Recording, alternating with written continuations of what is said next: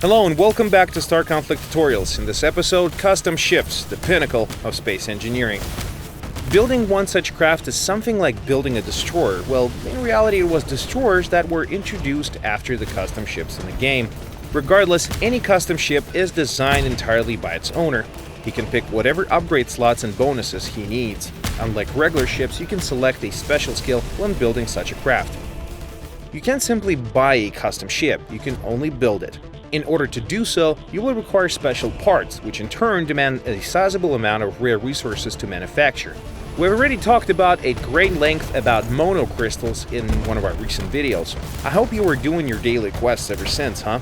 If you lack just a tiny bit of those monocrystals, you can always buy one of the premium packs. Each one will yield you about 3 crystals on average. I hope this helps you determine how many of the packs you need to get. Well, if you were not doing your daily quests, that is. Okay, that does it with the monocrystals. Other resources can be farmed in open space, but before you venture out, how about we share some wisdom with you? First, round up all your upgrade kits that are now collecting dust at your warehouse. Check if you plan to use any of them. The green ones can be scrapped into common resources, while purple ones can be turned into rare grade resources. If you scrap them all and your warehouse now stands empty, but you still don't have enough materials to work with, you can simply buy a couple more modules you don't need, upgrade them to green, and then scrap.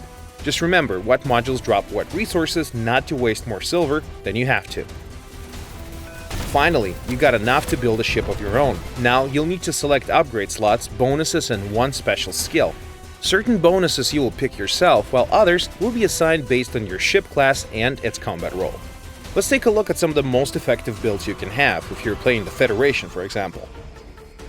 Jaguar Tackler.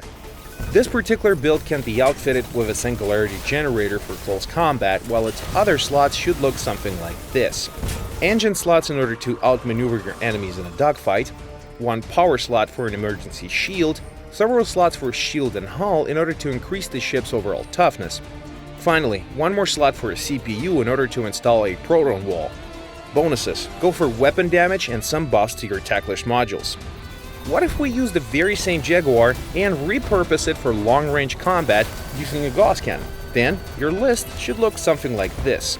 3 CPU and 3 power slots in order to ensure maximum damage per shot, some hull slots to help you survive return fire, and finally, as for the bonuses, go for anything that can improve the range of Tackler's skill and speed buffs for kinetic projectiles. Octopus engineering ship. The choice here is rather obvious. What an engineer should be doing in battle: fixing his teammates.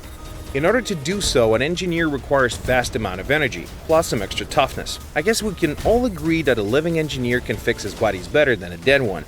So you will require one CPU slot for a proton wall, while all the other slots should be used for hull, shield, and power. We highly recommend you to fill up 3 slots with extra toughness buffs and use at least one adaptive shield at all times. As for the rest, that is entirely up to you. For your bonus, use a buff that improves your engineering modules, and as for your skill, go for Armada combat drones. Peregrine covered up ship. First off, get 2 power slots, one for an emergency shield and another one for a voltage regulator, otherwise you might run into some trouble with your juice. 2 engine slots should be sufficient for this one, especially once you add a turn bonus. The overall maneuverability should be amazing. Get 2 more slots for an adaptive shield to increase your otherwise measly toughness. As for the rest of the slots, all of them should be spent on hull and CPUs, keeping in mind that you will need at least 1 CPU slot to operate a proton wall.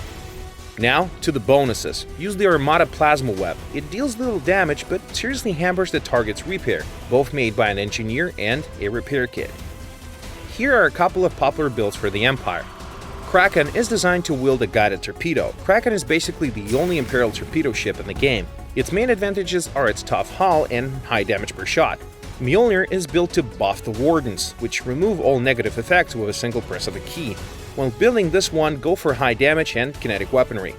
Signing, a cute space catamaran, though not as effective as 2 previous ones, mind you. Finally, here's some Jericho's custom ships. Caltrop. By combining speed and maneuverability in your slots and bonuses, you can create the toughest interceptor imaginable, Ronin. If you add some damage output to this one, you will get a nearly perfectly balanced machine, tough and deadly. So 1. This one is usually outfitted with energy boosters, which can make his diffusion shield near impenetrable. Oh yeah, don't forget to buff its auras too. Always remember that custom ships are meant to be experimented with. Make your own builds, share them in the comments below the video, or use the game's forums and spread your know-how among the other players of Star Conflict. This is it for this episode. Star Conflict Tutorials, signing out.